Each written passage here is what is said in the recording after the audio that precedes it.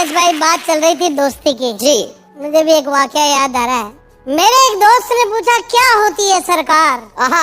मैंने जवाब दिया, बरखुरदार, एक ऐसी चीज होती है सरकार जिसमें एक आदमी दूसरे की कुर्सी के पास जाकर कहता है, सरक यार। सरक यार।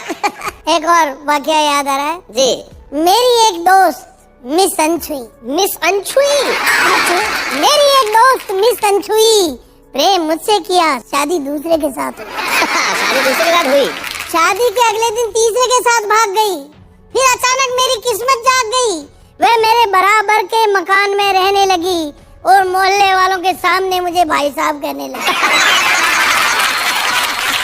तो हमारा एक दूसरा दोस्त बोला, यार ये तुम्हारी दोस्त है या गठबंधन की सरकार? बहुत अच्छे, बहुत बढ़िया, बहुत अच्छे। एक छोटा सा टुकड़ा आपको सुनाता हूँ जी। मैंने एक पुलिस अधिकारी से पूछा, अपराधों की ऐसी इतनी भरमार, फिर आप कैसा लॉ एंड ऑर्डर चलाते हैं सरकार? वह बोला, बरखुरदार, घूम गया है शायद तुम्हारा भेजा। लॉ एंड ऑर्डर का अर्थ है पैसा ला और ऑर्डर ले जा। बहुत अच्छे, बहुत बढ़िया। हमारे देश में जो कानून को बनाते हैं वो तो उसे लागू नहीं करवाते। बनाने वाले अलग, लागू करवाने वाले अलग। और जो लागू करवाते हैं पुलिस वगैरह, उस पर ये लागू नहीं होता। सुनना, जो कानून को बनाते हैं वो लागू नहीं करवाते, जो लागू करवाते हैं उस पर लागू नहीं होता। जिस पर लागू होता है, आप हम आम आदमी, जिस पर लागू होता है वो कानून को जानते ही नहीं। बहुत अच्छे। और जो कानून को जानते हैं वो इसको मानते ही नहीं। वाह वाह वाह, बहुत बढ़िया भाई, बहुत बढ़िया, बहुत बढ़िया।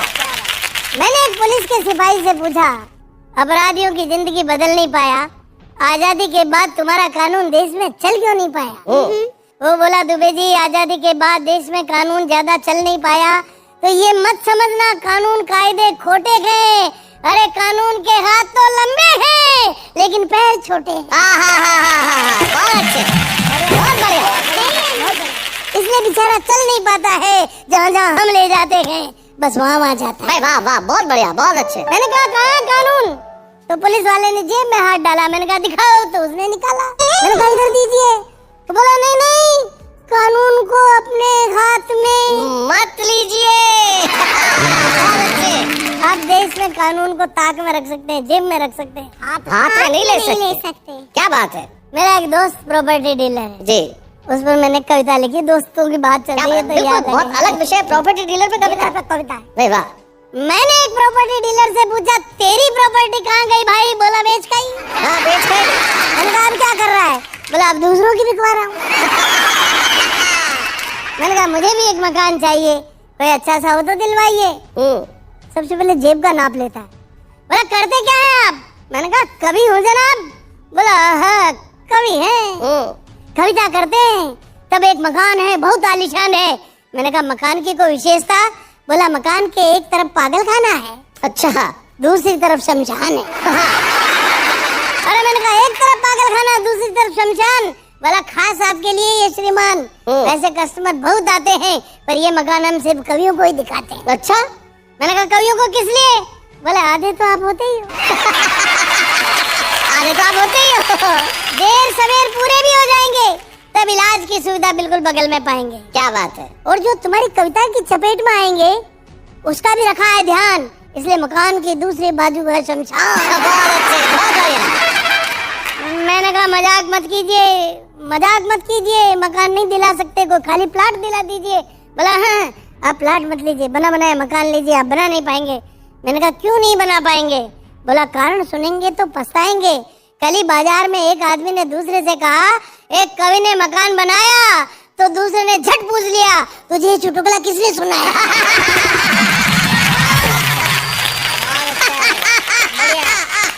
बहुत अच्छे।